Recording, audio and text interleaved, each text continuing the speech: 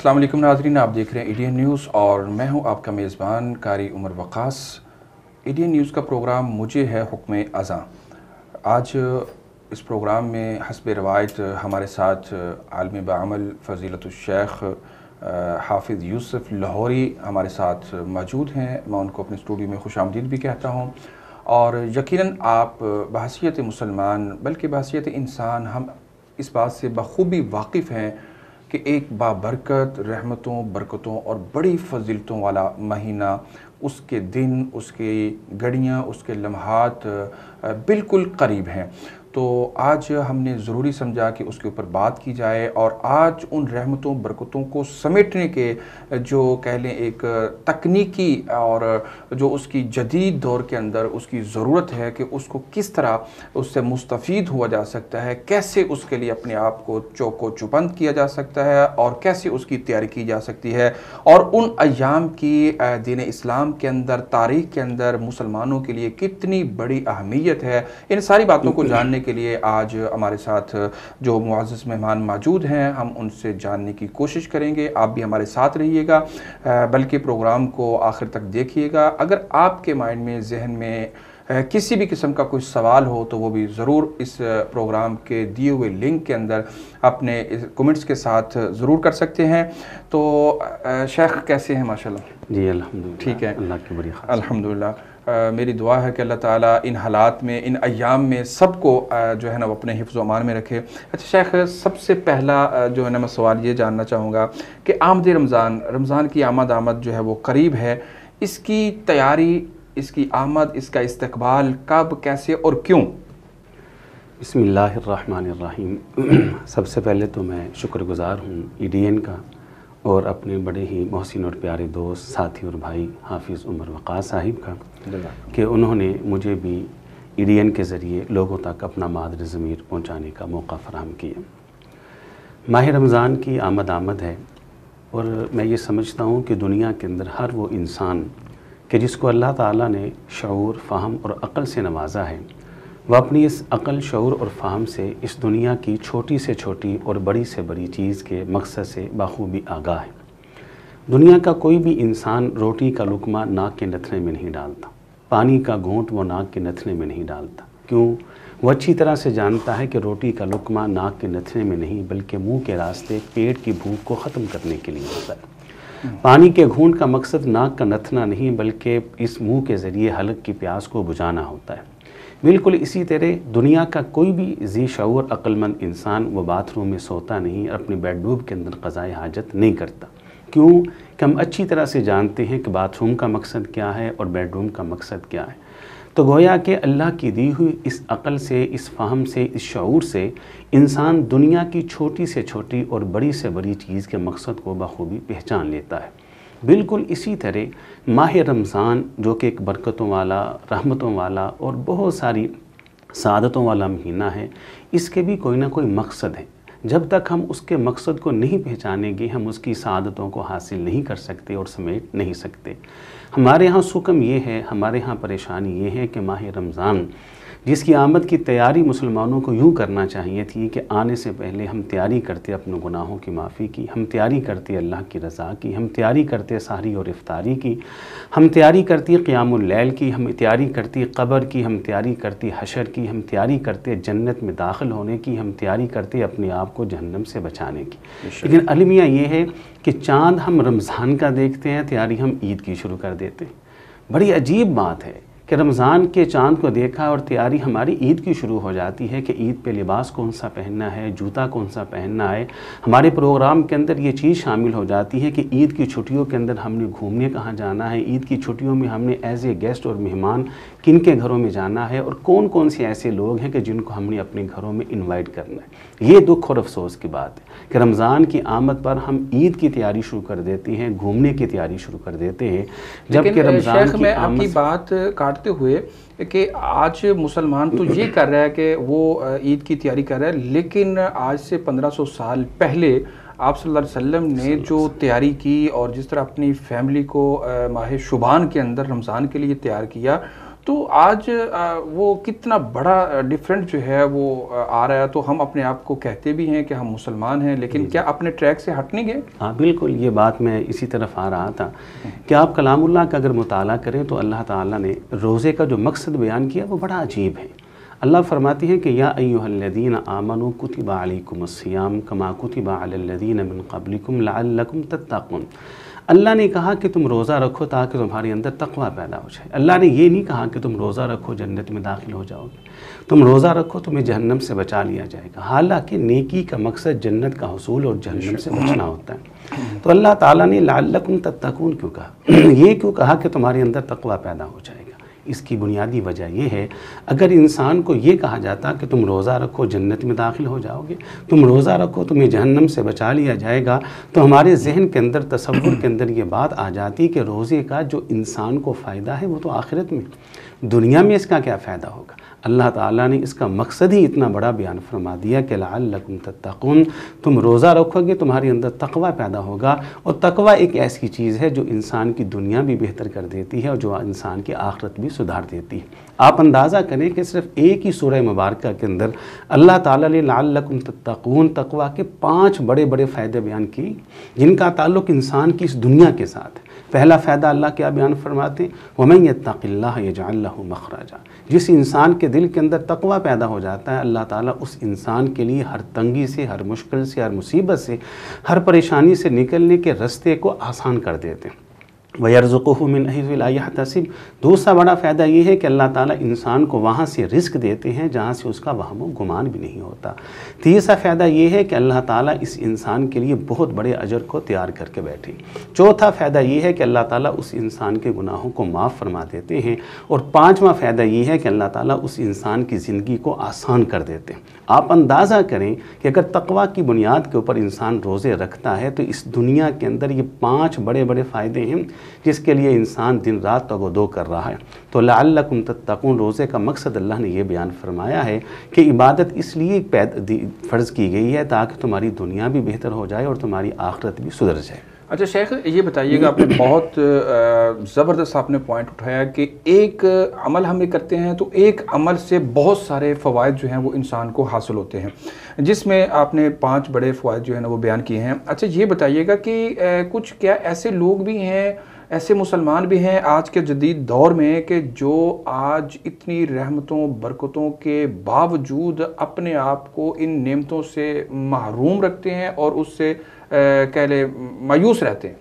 جی، خلقت کثیرہ، ایک بہت بڑی تعداد ایسی ہے کہ جو اللہ تعالیٰ کی رحمتوں سے بالکل محروم ہے. اس کی بنیادی وجہ یہ ہے کہ لعلکم تتقون. ہم نے اگر روزہ بھی رکھا ہے تو اس بنیاد کے اوپر نہیں رکھا کہ جو بنیاد تقوی کی بنیاد ہے. ہم نے اگر نیکی بھی کی ہے تو اس کے اندر لعلکم تتقون وہ نہیں ہے. آپ دیکھیں کہ ہماری بہت ساری بڑی تعداد مسلمانوں کی آپ کو وہ ملے گی کہ جو عبادت سے دور ہے، جو مسجد سے دور ہے، جو نیکی سے دور ہے. آپ دیکھیں کہ ماہ رمضان کی جب بات ہوئی تو نبی علیہ الصلاۃ والسلام نے ایک لفظ روزے کے بارے میں استعمال فرمایا ہے. وہ کیا ہے کہ شہر صبر. یہ جو رمضان کا روزہ ہے حقیقت کے اندر یہ انسان کو صبر کا درس دیتا ہے. صبر کا ایک وسیع معنی ہے، جس کا پہلا معنی یہ ہے کہ صبر سے مراد یہ ہے کہ رمضان کا روزہ انسان کو پوری زندگی کی مشکلات، پریشانیوں، دکھوں اور غموں کے اندر ان کے مقابلے کے لیے تیار کرنے کا مہینہ ہے. دوسرا معنی یہ ہے کہ انسان دیکھے روزہ رکھا ہے، انسان کے سامنے حلال چیزیں موجود ہیں، وہ نہیں کھا رہا. آپ کو گناہوں سے بچنے کا ایک صبر دے گا. گناہ بھی ایک انسان کے امتحان کے لیے آتا ہے، تو اللہ تعالیٰ ماہ رمضان کے ذریعے انسان کے اندر گناہوں سے بچنے کا مادہ پیدا کر دیتے ہیں. گناہ وہ کہ جس کا انسان کے پاس موقع موجود ہے. میں یہاں ایک بات کر دوں کہ صبر کے بہت سارے موقع ہوتے ہیں، لیکن صبر کا سب سے بہترین موقع یہ ہے کہ انسان کے پاس گناہ کا موقع ہو، انسان کے پاس طاقت ہو، انسان کے پاس قدرت ہو. اس وقت وہ طاقت، قوت اور قدرت کے باوجود گناہ سے اپنے آپ کو بچائے، اللہ کا ڈر دل کے اندر پیدا کرتے ہوئے.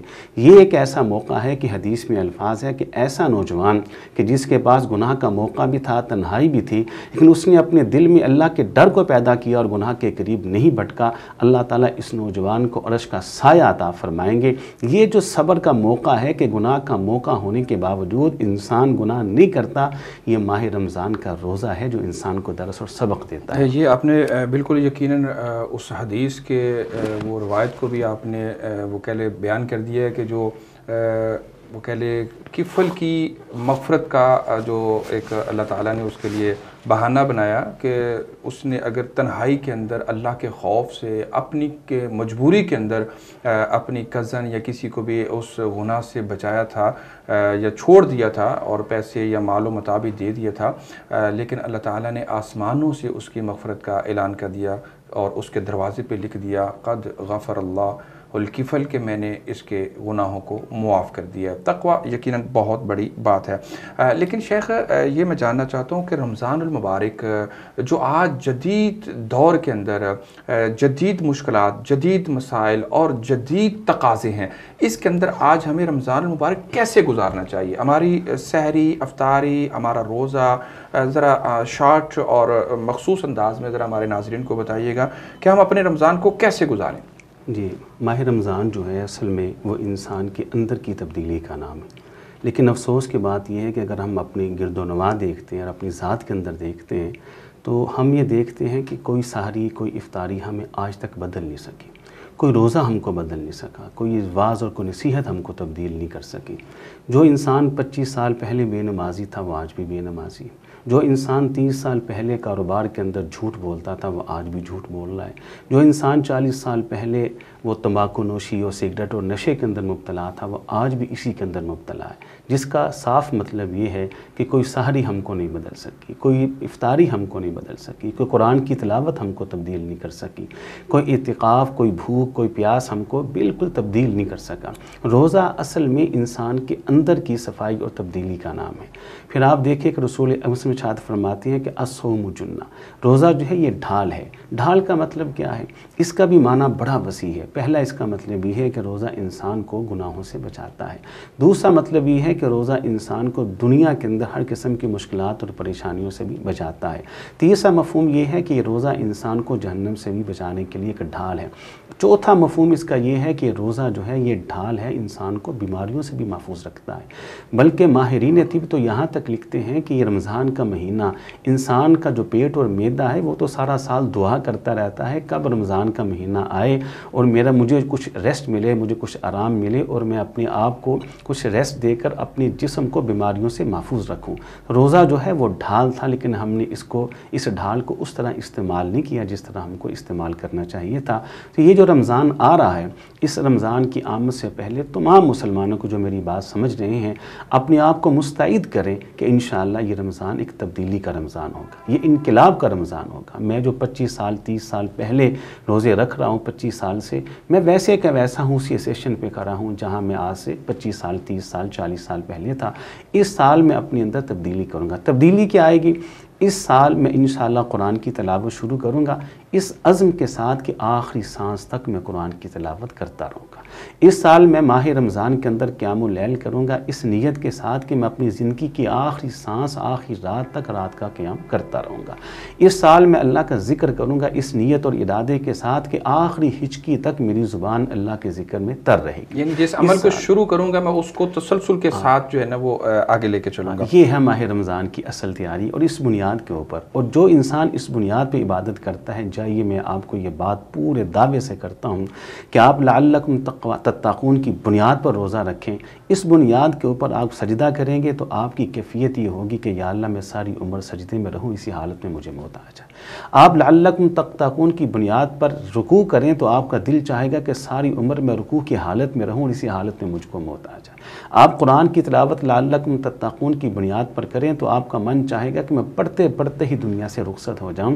اپنے اندر یہ چیزیں پیدا کریں، یہ ہے ماہ رمضان کی اصل تیاری، اور اپنے آپ کو اس کے لیے تیار کریں۔ اچھا شیخ، وقت کی مناسبت سے آخری سوال آج کے پروگرام کے حوالے سے جو ہے نا وہ جاننا چاہوں گا۔ آپ کی باتیں، آپ کے الفاظ انتہائی قیمتی ہیں ہمارے لیے، ہمارے ناظرین کے لیے ایک بہت بڑا اثاثہ ہے جو اس سے مستفید ہوتے ہیں لوگ۔ میں یہ جاننا چاہوں گا کہ رمضان المبارک میں احادیث کے الفاظ یہ ہیں کہ جب رمضان المبارک شروع ہوتا ہے شیطان کو قید کر دیا جاتا ہے، جنت کے دروازے کھول دیے جاتے ہیں، وغلقت ابواب جہنم، وہ جہنم کے دروازے بند کر دیے جاتے ہیں، شیطان جکڑ دیا گیا، لیکن गुनाह, चोरी, डकैती, धोखा, फरेब, फला वटेवर जितने भी वो रमज़ान मुबारक में भी वैसे चलते हैं, इसकी वजह क्या है? जी, सवाल आपने माशाल्लाह बड़ा अहम किया है कि शयातीन को जकड़ दिया जाता है और जन्नत के दरवाज़ों को खोल दिया जाता है और जहन्नम के दरवाज़ों को बंद कर दिया जाता है। इसके बावजूद इंसान जो है वो गुनाह करते हैं। तो उमर वकास में बात यह है कि एक तो इब्लीस और शैतान है जो इंसान का बहुत बड़ा अज़ली दुश्मन है। उसके अलावा एक दुश्मन है जो इंसान के अंदर बसता है और जो इंसान का नफ्स अम्मारा है, जिसका ज़िक्र कुरान मजीद के अंदर मौजूद है। ये नफ्स अम्मारा जो है इसका काम ये है कि इंसान को गुनाहों के ऊपर उभारते रहना। हमारी हालत और कैफियत ये होती है कि हम सारा साल गुनाह करते रहते हैं और गुनाह करने की वजह से हमारी हालत उस बीमार की तरह हो जाती है कि जिसको बुखार का मर्ज़ लगा हो, आप उसको पानी दें तो वो कहता है कड़वा है, आप उसे दूध पिलाएं तो कहेगा कड़वा है, आप उसे सेब काट के दें तो वो कहता है कड़वा है। सेब कड़वा नहीं है, दूध कड़वा नहीं है, पानी कड़वा नहीं है, मिठाई कड़वी नहीं है, बल्कि हकीकत में बीमारियों ने उसके मुंह के ज़ायक़े को कड़वा कर दिया है।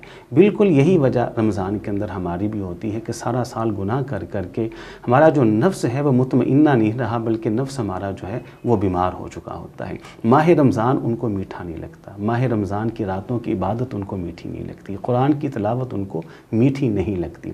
हमको चाहिए कि अपने नफ्स को, अपनी ख्वाहिशात को पूरा साल उसका जनाजा निकालें। मैंने स्टार्ट में अर्ज़ किया कि रमज़ान मुबारक हकीकत के अंदर पूरे साल की एक प्रैक्टिकल है, तैयारी एक्सरसाइज पूरा साल हमने कैसे गुजारना है। असल बुनियादी वजह यही है कि माह रमज़ान के अंदर भी बहुत सारे लोग वो गुनाह ही करते हैं, नेकी की तरफ नहीं आते।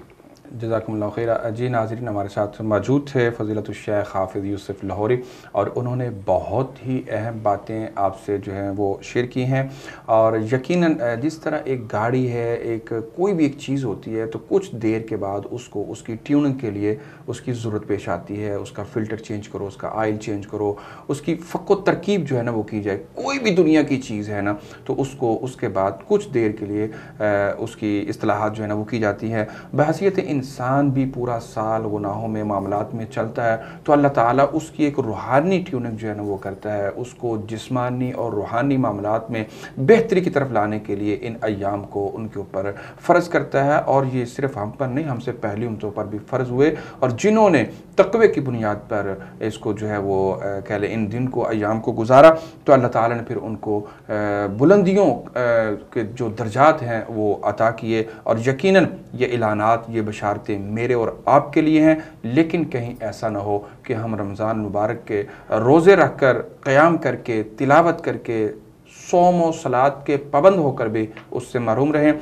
वो कौन लोग होंगे, कैसे होंगे, दूसरे प्रोग्राम के अंदर इंशाअल्लाह हम आपसे उन लोगों के जो मामलात हैं, उनके जो अमाल हैं, उनके जो मसाइल हैं वो इंशाअल्लाह डिस्कस करेंगे। उस वक्त तक के लिए मुझे और अपने मुअज़्ज़ज़ मेहमान को दीजिए इजाज़त।